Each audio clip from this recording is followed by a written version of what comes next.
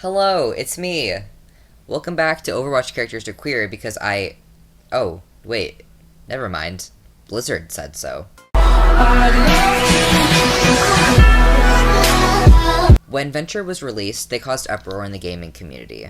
This is nothing new. Any character released as a minority is typically met with backlash, especially in spaces where bigotry festers, like social media. Many people express outrage at wokeness, typically used to refer to a game's attempt to diversify their cast past white, cisgender, or heterosexual men. In general, people usually refer to any progressive ideology as woke.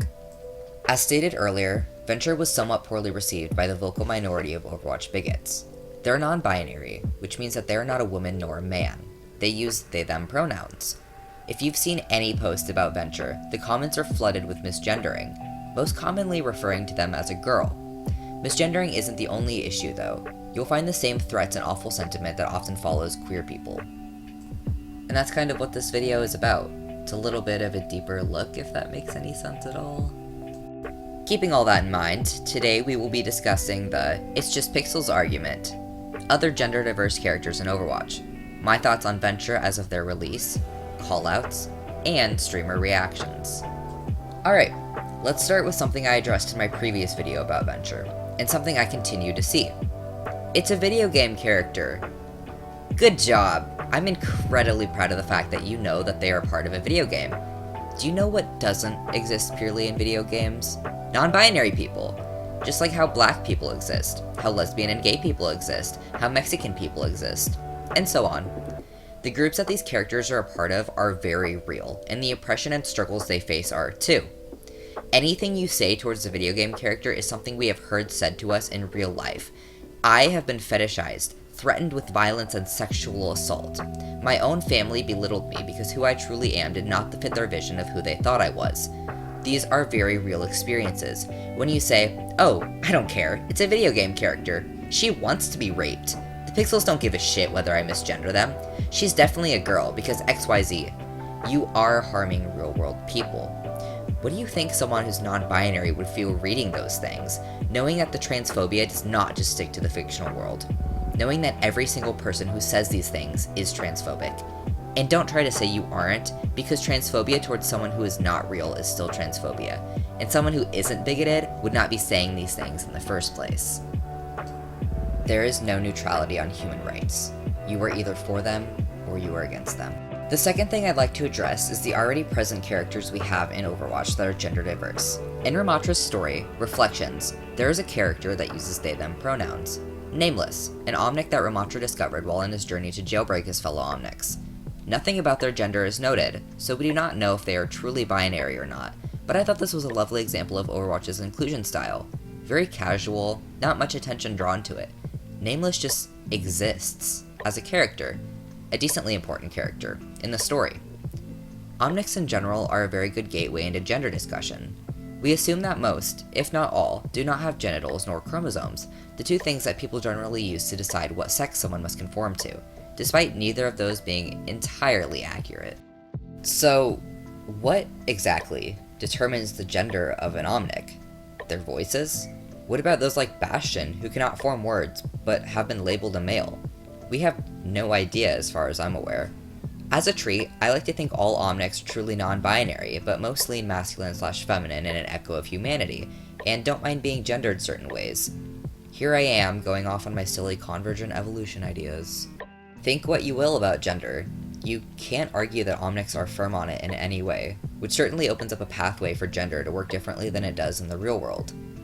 Alright, now that I've yapped about my thoughts on Omnics, what do I, as a transgender man, think about Venture and how their gender has been handled? I think it's been fucking lovely. Initially, I was actually disappointed by their voice. I have yet to see a somewhat masculine non-binary character and was hoping that their voice would give people a reason to question the initial girl label. However, it's grown on me, and I think that their voice actor did an excellent job.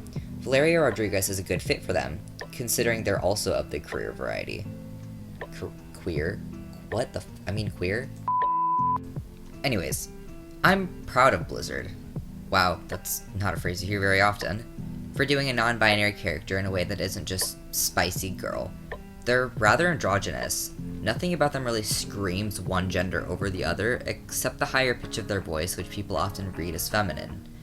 Nothing about their gender is really mentioned in voice lines. They interact with other characters normally, and it's just as casual as any other characters talking to each other. Nothing to make the little wah-wah babies cry about it being shoved down their throats like they initially whined. Imagine that, the anti-woke crowd throwing an unnecessary fit about a queer character. I really like their gameplay. It's not too fast-paced, but it has its moments, and that's the type of character I like. That's not really the point of this video, though. It is pretty hilarious to me that everyone hates Venture with a burning passion, but Mauga and Iati didn't seem to receive this level of hate. It makes you wonder if some of it is veiled transphobia, especially amongst Instagram's Overwatch community. The script was written like a while ago. I know now that everybody really hates Mauga. I also really hate Mauga, so kind of disregard that point, but I think y'all know what I mean. Another thing I wanted to talk about is callouts. There was huge unrest over them. No one will know who I'm talking about! Again, an excuse to not try. Hardly anyone ever uses pronouns and callouts anyways for the same reason.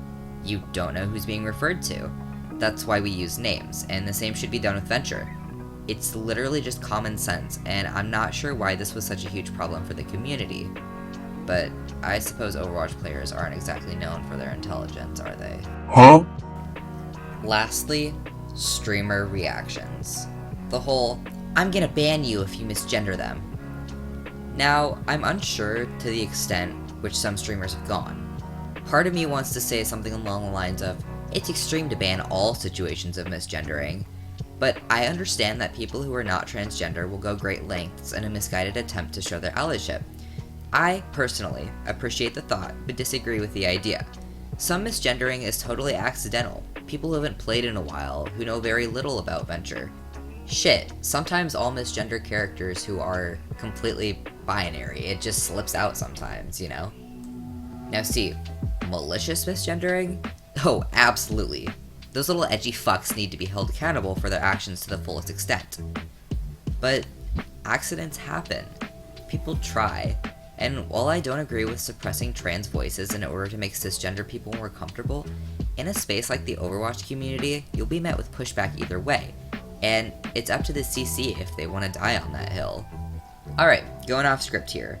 I genuinely hope that you enjoyed this video, and I hope that it gave you kind of some insight if you were of the opinion that, you know, misgendering wasn't a big deal, or maybe you're transphobic, alright? Maybe you don't refer to yourself as transphobic, but maybe you are, alright?